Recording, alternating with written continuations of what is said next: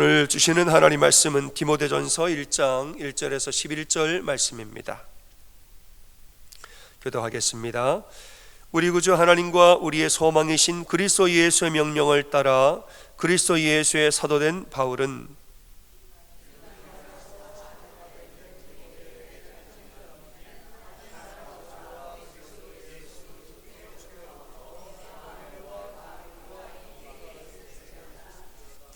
내가 마게도냐로 갈 때에 너를 권하여 에베소에 머물라 한 것은 어떤 사람들을 명하여 다른 교훈을 가르치지 말며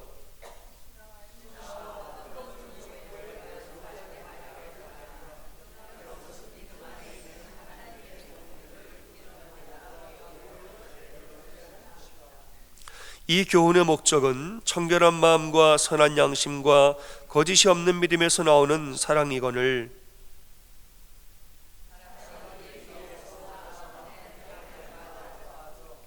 율법의 선생이 되려 하나 자기가 말하는 것이나 자기가 확증하는 것도 깨닫지 못하는도다.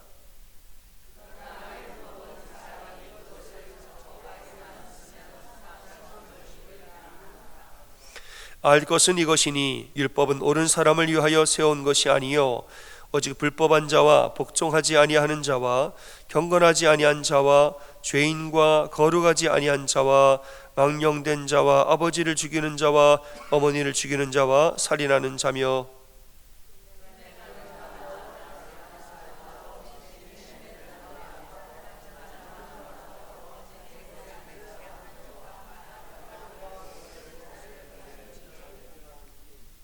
이 교훈은 내게 맡기신 바 복되신 하나님의 영광의 복음을 따름이니라.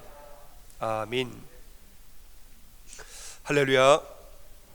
아멘. 우리 전우좌우로 참 잘 오셨습니다. 인사하겠습니다.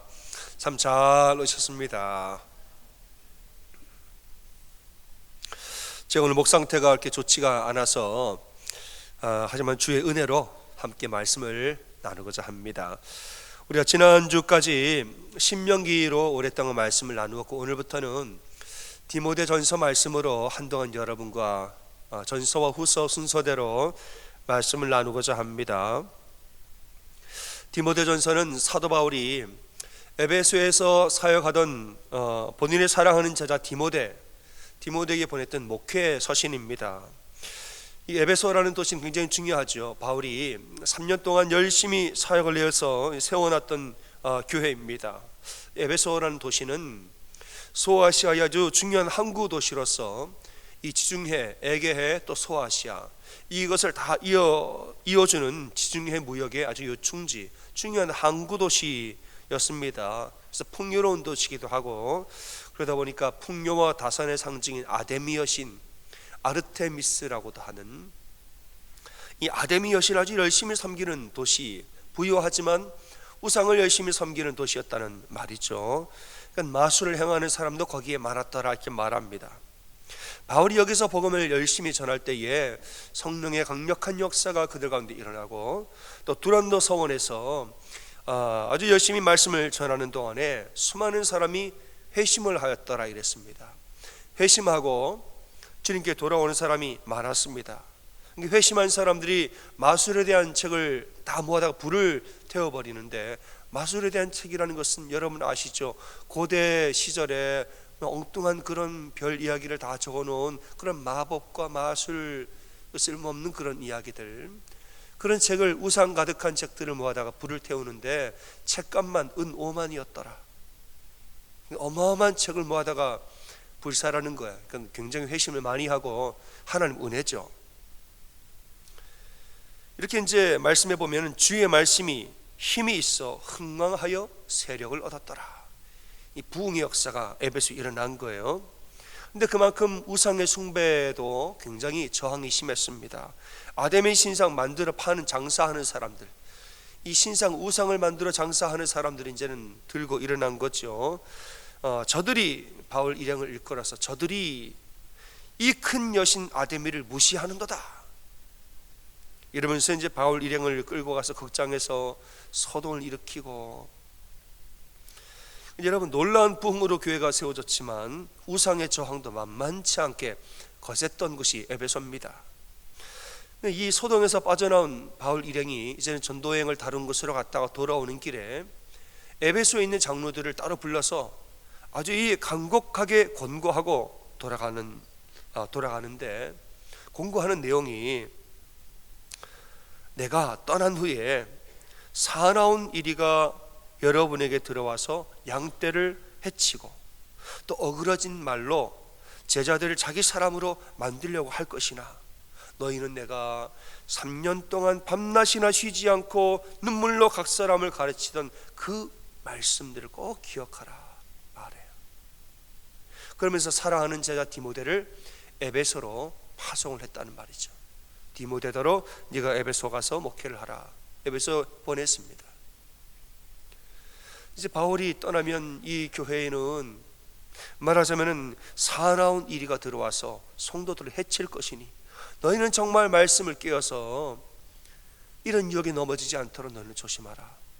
당부를 했단 말이에요. 여러분, 그 후에 에베소 교회가 어떻게 됐을까요? 에베소 교회는 이 유혹을 잘 이겨냈을까요? 요한계시록 2장을 보면은 사도 요한도 에베소에 목회를 했는데 에베소 교회를 칭찬합니다. 뭐라고 칭찬합니까? 너희가 특별히 악한 자들, 자칭 사도라 하는 자들의 거짓을 드러낸 것을 내가 칭찬하노라. 뭔가를 잘 이겨낸 거예요. 에베소 교회가 약 10년 후에 안디옥의 교부 이그나티우스라는 사람이 에베소를 똑같은 말로 칭찬합니다. 어떤 사람들이 악한 가르침을 가지고 너희를 지나갔는데 여러분이 잘 막았습니다. 악한 가르침을 가지고 온 사람이 있었으나 여러분이 잘 막았습니다. 또 칭찬을 해요. 여러분, 이 사람들 반복해서 말하는 이 사나운 일이, 악한 가르침, 이 거짓된 가르침, 이게 뭐냐는 거예요. 이게 중요한 거죠. 에베소 교회를 공격하고 에베소 교회를 흔들려고 했더니 엉뚱한 가르침들이 과연 무엇이냐? 오늘 이 본문을 보면은 그 엉뚱한 것은 율법주의였다는 것을 알게 됩니다. 율법주의를 가지고 와서 교회를 흔들어 놨다는 거예요. 오늘 본문의 4절을 보면은 신화와 끝없는 족보에 몰두하지 않게 하라 이랬습니다. 끝없는 족보에 몰두하지 않게 하라. 끝없는 족보 뭡니까? 우리 유대인들, 우리 민족 종교, 우리 누구누구 조상, 누구누구 몇 대 몇 대 몇 대 자손, 유대인들이 와가지고 율법 하는 사람이 와서 막 그냥 유대인 율법, 요새 율법 이러면서 끝없는 계보, 족보 그걸 하는 거예요. 그런 것에 몰두하게 하지 말라. 이는 하나님의 섭리는 이루지 못하고 쓸데없는 논쟁만 키우는 일이니라 말했습니다. 7절에 보니까 그들이 율법의 의미도 모르면서 법 하면서 선생되려 하는 자들이 많도다. 그 이하의 말씀 보면은 율법의 목적이라는 것은 죄인들이 자기 죄를 깨닫게 하는 것 자체가 율법의 목적이고, 이제는 죄를 깨달아 회개했으면 그 다음에 우리를 구원하는 것은 무엇입니까? 율법은 우리의 죄를 깨닫게 하죠. 죄를 깨달아 회개하면 그 다음에 우리를 진짜 구원하게 하는 것은 무엇입니까? 예수 그리스도의 십자가 보혈인 것이에요. 정말 중요한 것은 예수님의 십자가인 것인데 이 거짓된 사람들이 와서 율법 하고 있다는 거예요. 예수님의 십자가보다도 율법 법 이거를 그냥 더 많이 이야기를 하는 이 상황들, 여러분, 복음의 핵심이 무엇입니까? 저를 따라 고백하겠습니다. 자, 복음의 핵심은 예수 그리스도의 십자가 사랑입니다. 여러분, 복음의 핵심은 율법이 아닙니다. 복음의 핵심은 예수 그리스도의 십자가 사랑입니다. 사랑이, 예수님의 사랑이 율법보다 한없이 더 중요한 거예요. 근데 이상한 사람들이 와서 예수님 사랑 얘기 안 하고 뭐만 자꾸 얘기해요? 법. 법만 자꾸 이야기를 해요. 뭐 이러는 법이고 저러는 법이고, 율법에는 뭐 하라고 나와 있고 율법에는 이렇게 하라 저렇게 하라 나와 있고, 사람들이 와가지고 율법만 자꾸 이야기를 해요. 예수님 사랑 이야기 안 하고. 그들을 단호히 물리치라는 거죠. 바울은 디모데에게 이렇게 말합니다. 너는 그들이 엉뚱한 교훈을 가르치지 아니하도록 명령하라. 이래서 명령하라. 내가 너를 권하여 에베소에 머물라 한 것은 어떤 사람들을 명령하여 엉뚱한 교훈을 가르치지 말게 하라고 에베소로 보낸 것이라. 엉뚱한 교훈은 가르치지 마. 그럼 우리가 무엇을 가르쳐야 합니까? 5절에서 말하죠. 이 교훈의 목적은 청결한 마음과 선한 양심과 거짓이 없는 믿음에서 나오는 사랑이니라 이랬습니다. 엉뚱한 가르침은 그만하고 정말 교회가 가르쳐야 할 것은 이 모든 것에서 나오는 사랑이라. 이 사랑이 누구냐? 예수 그리스도의 십자가의 사랑인 것이에요. 교회가 정말 집중해야 할 것은 법, 율법이 아니라 예수 그리스도 십자가 사랑입니다.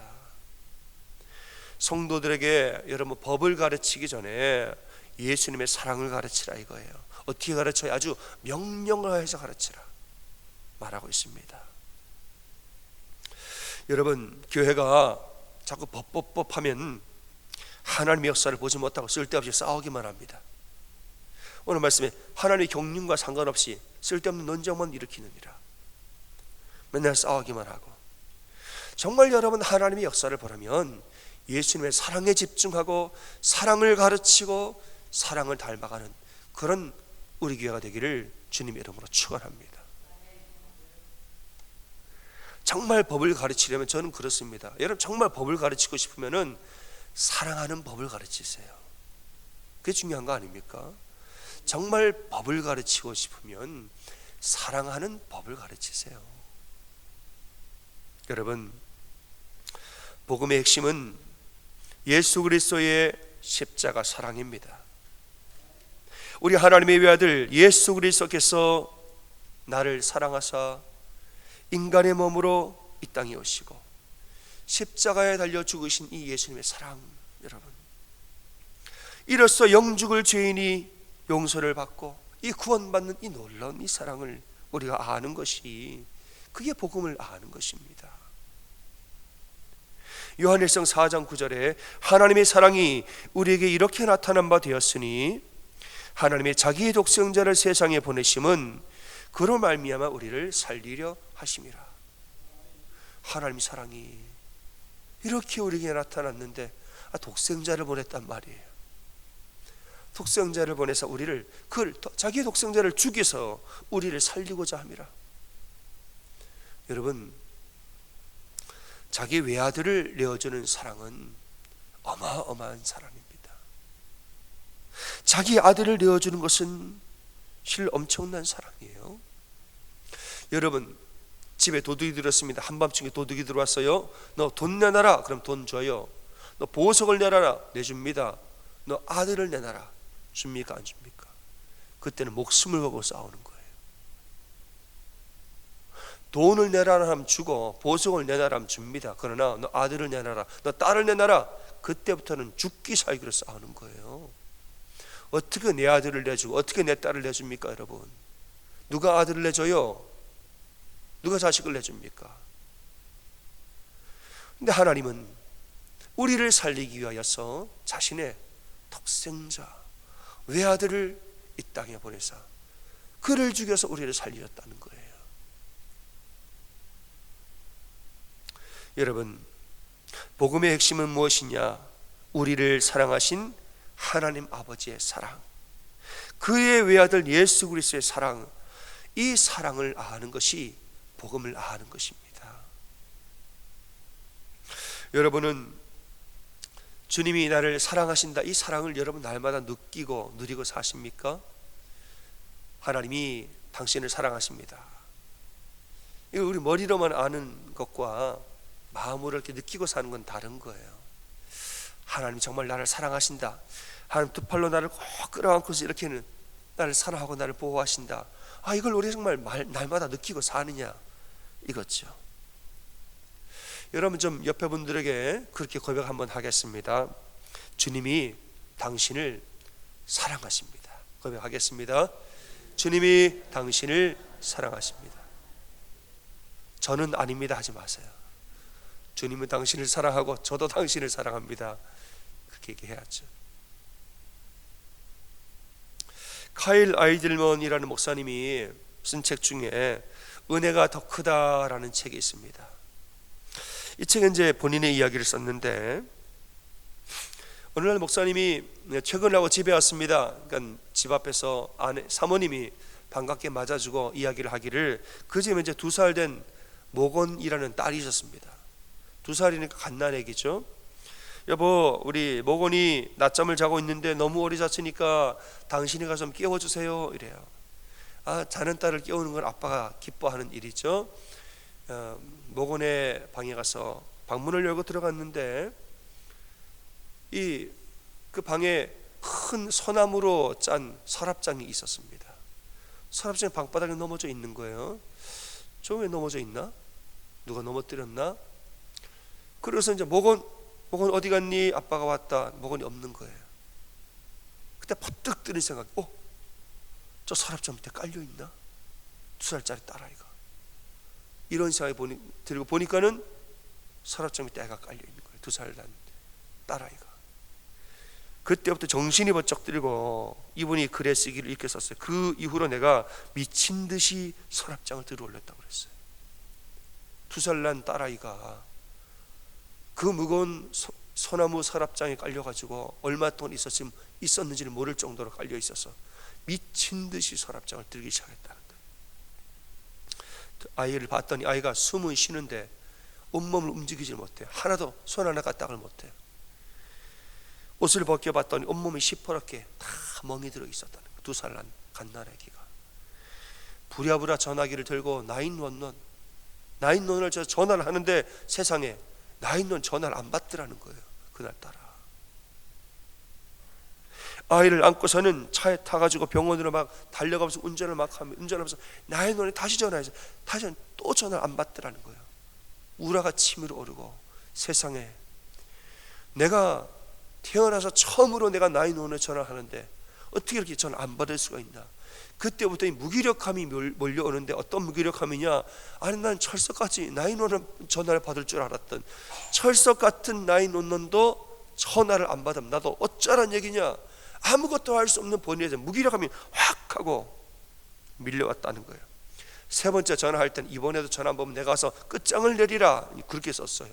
그런 마음으로 전화를 하려고 하는데 갑자기 뒤에서 사모님이 쥐야 하고 소리치는 기도를 하는 소리가 들렸다는 거예요. 병원으로 가는 이 차 안에서 사모님이 뒤에서 기도를 시작하는 거예요. 주님, 우리 딸을 살려주세요. 막 기도를 하기 시작했습니다.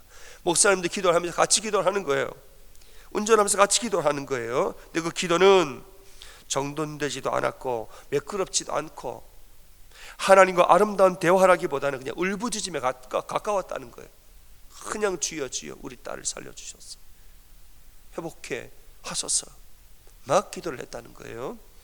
병원에 도착해서 아이가 검사를 받는데 사모님은 검사실을 따라 들어가고 목사님 혼자 병원의 복도에 의자에 앉아서 기도를 하는데 주변에 누가 있는지 하나도 신경을 안 쓰고 그냥 큰 소리로 병원 복도에서 우리 딸을 살려달라고 막 기도를 했다는 거예요. 그때를 돌이켜보면은 주변에 몇 명이 있었고 누가 있으면 기억이 안 난다는 거예요. 기도할 때는 사람들은 어떻게 볼지 아무것도 눈치를 안 봐요. 그냥 간절하고 절박한 마음으로 기도한 거, 그것밖에 생각이 안 났다는 거죠. 얼마 후에 아이가 의식을 회복했는데, 의식은 회복했으나 왼쪽 다리에 마비가 왔습니다. 신경이 손상됐다는 거예요.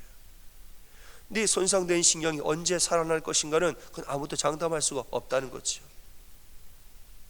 몇 주가 지나도 신경이 회복이 안 됐습니다. 그러니까 의사가 보더니 이제부터는 근육의 손상이 올 시점이 되었습니다 말했다는 거예요. 갓난아기가 이제부터는 근육의 손상이 올 시점이 됐다고 각오를 좀 하고 계시라고.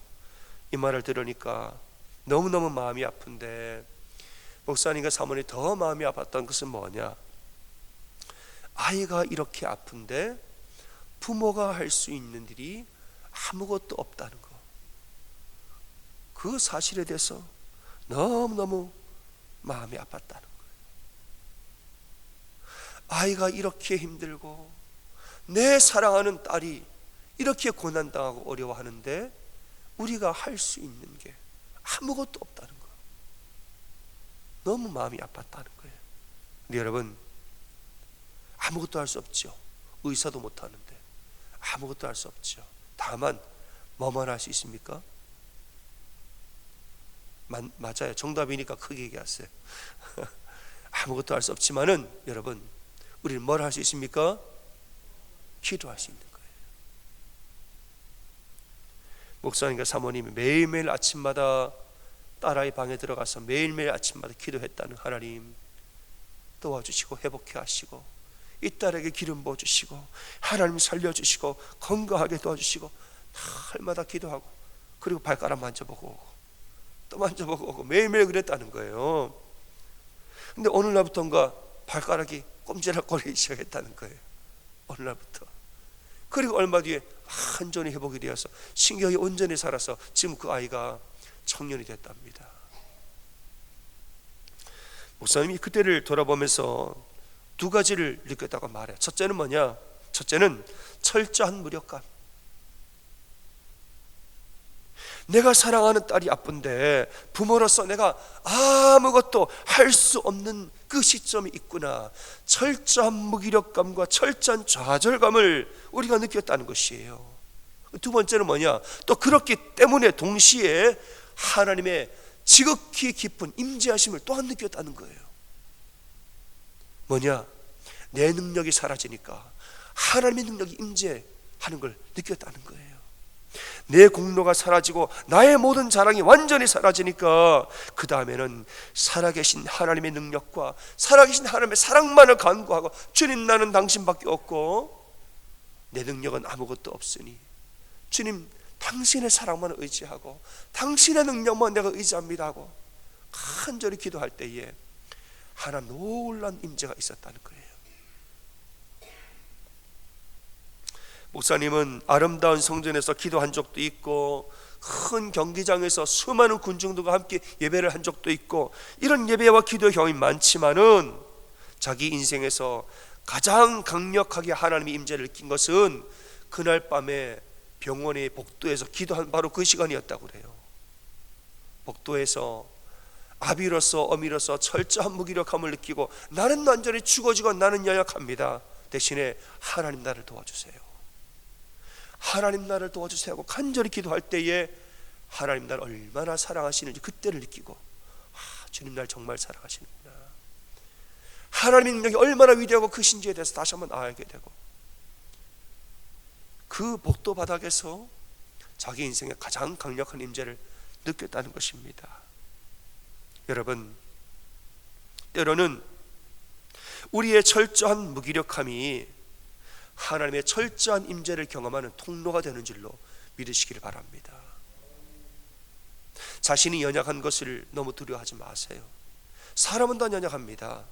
우리가 아무리 뛰어나고 훌륭하여도 자녀를 이 모든 것을 다 해줄 수 없습니다.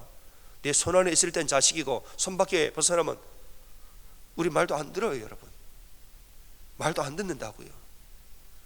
내 인생도 내 마음대로 안 되는데 어떻게 자녀 인생을 내 마음대로 보호합니까? 못해요. 우리는. 그러나 우리의 연약함이 때로는 하나님의 임재를 깊이 경험하는 통로가 됩니다. 다만 조건이 있습니다. 뭐냐? 나의 연약함을 감추면은 하나님 사람 몰라요. 이 연약함이 있는데 이거를 안 그런 척 감추면은 이거 은혜가 임하지 않는 거예요. 그러니까 우리가 만약에 하나님의 사랑을 내가 충분히 경험하지 못하고 있다면, 여러분 한번 돌아보세요. 만약에 하나님 나를 사랑하시고 내가 충분히 경험하지 못하고 있다, 그러면 내가 내 약점을 지금 하나님께 가리고 있기 때문일 수도 있는 거예요. 여러분 힘들지요? 힘든데 하나님 앞에 가서 힘 안 든 척, 여러분 막 갈급하죠? 속은 막 갈급한데 하나님 앞에 가서는 갈급하지 않은 척, 괜찮은 척. 막 속은 연약해요. 연약하고 외로운데 하나님 앞에 가서 안 연약한 척, 괜찮은 척, 잘 살고 있는 척, 하나님 앞에 척을 한단 말이에요. 이렇게 하면 하나님의 사랑의 손길을 느낄 수가 없습니다. 저는 참 답답한 게 그겁니다. 여러분, 살다 보면 우리가 사람들 앞에서는 좀 체면을 차릴 필요가 있어요. 우리 사람 앞에 너무 체면이 없으면 그것도 좀 곤란할 때가 있는데, 사람과 사람으로서는 체면을 차리는 거 인정합니다만은 하나님 앞에서는 체면 차리지 마시기 바랍니다. 아멘.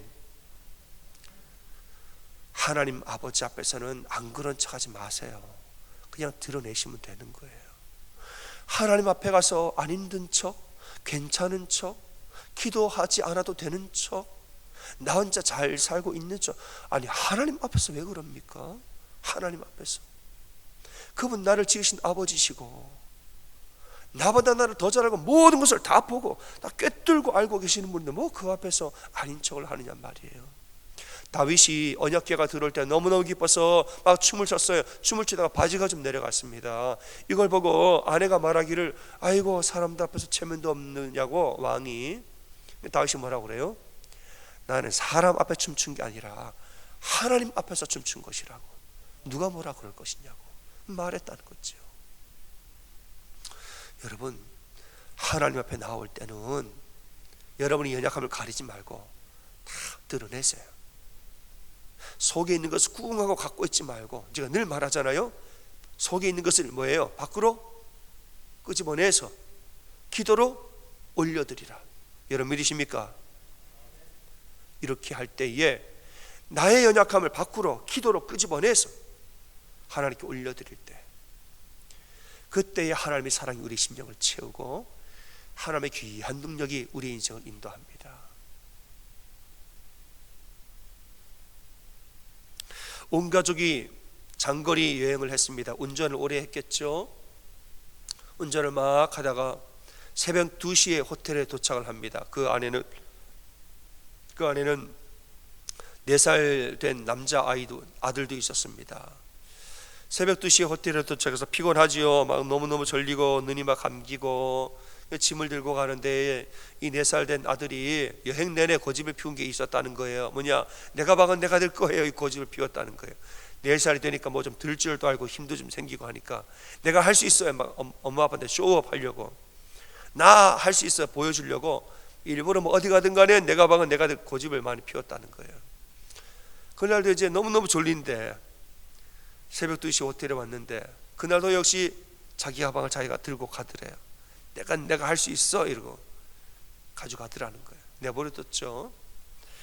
근데 이제 너무너무 졸리니까 이 아이가 주차장 한 반쯤 정도 가다가 너무 졸리니까 메고 있던 가방을 바닥에다 툭 집어 던지더래요. 아빠가 말했다는 거, 왜? 아빠가 들어줄까? 응, 좀 들어줘. 아빠 들어줬어요. 갔습니다. 가는데 아들이 안 와요. 너 왜 안 와? 그랬더니 아들이 뭐라는 줄 아세요? 나도 안고 가야지. 그랬다는 거예요. 나도 안고 가야지 아빠. 오케이. 아들 번쩍 안고 가방을 메고 아들 안고 호텔에 들어갔다는 거예요. 그래서 하는 이야기가, 나는 아이가 막 그렇게 내가 할 수 있다고 막 떼를 쓰고 막 내가 들 거라고 떼를 쓰고 다 알죠. 근데 그날 밤에 와가지고는 피곤한 걸 내가 아는데도 그래도 막 자기가 하겠다고, 그래도 하겠다고 하더니만은 그것 봐라, 반도 못 가가지고 가방을 떨어뜨리고 안아달라고 징징거리고.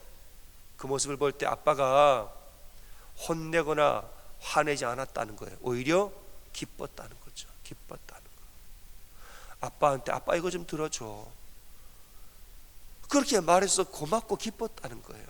아빠 나 좀 안아줘, 나 너무 피곤해. 아우 당연하지. Why not? 기쁜 마음으로 기꺼이 가방을 들어주고 기꺼이 아이를 들쳐업고 아빠로서 기뻐하고 감사한 마음으로 갔다는 거예요. 여러분, 누가 봐도 피곤하고 누가 봐도 힘든데 혼자 하겠다고 고집을 피우고 건들지 말라고 내가 다 할 수 있다고, 여러분 고집을 피우면은 아버지의 사랑과 아버지의 능력을 누리지 못합니다. 하지만은 아버지 앞에 솔직하게 고백하고 솔직하게 내려놓을 때에 우리 하나님 아버지가 그 집만 덜어줄 뿐 아니라 우리를 아예 들쳐 업고 가는 은혜가 있는 줄로 믿으시길 바랍니다. 여러분, 하나님 앞에 나올 때는 가리지 말고 나오세요. 가리지 말고. 여러분 마음에 답답한 마음들과 정말 이 안에 여러 가지 속상한 마음과 정말 간절한 기도의 모든 제목들 여러분 다 있을 텐데, 이거 기도할 때 하나님 저는 기도 안 해도 괜찮아요, 그런 척을 하지 말라는 말이에요. 여러분, 우리는 기도를 좀 훈련해야 됩니다. 기도를 훈련해야 돼요. 제가 이제 음대생들이 많은 학교에서 캠퍼스 목회를 했습니다. 거긴 음대생들이 기가 막히게 피아노생들이 많았죠. 근데 걔네가 이제 물어보면은 어떻게 하면 피아노를 잘 칠 수 있을까요? 그러면 뭐라는 줄 아세요? 피아노를 잘 치기 위해서 첫 번째로 해야 될 게 있대요. 뭔지 아십니까? 한번 생각해 보세요.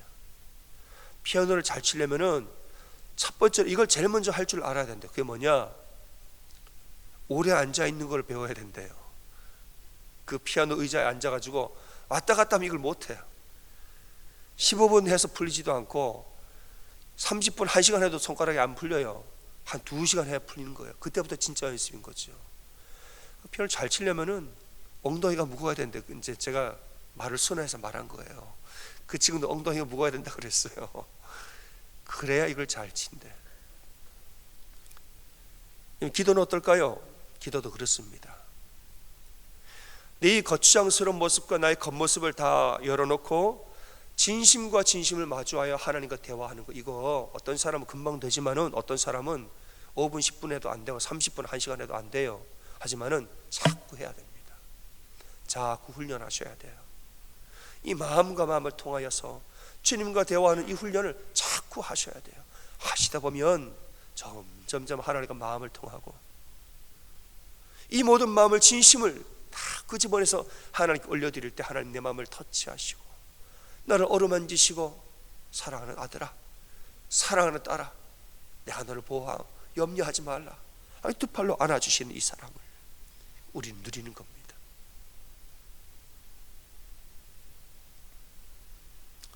사랑하는 여러분, 하나님의 사랑을 알려면 하나님 앞에 여러분의 마음을 다 열어야 합니다.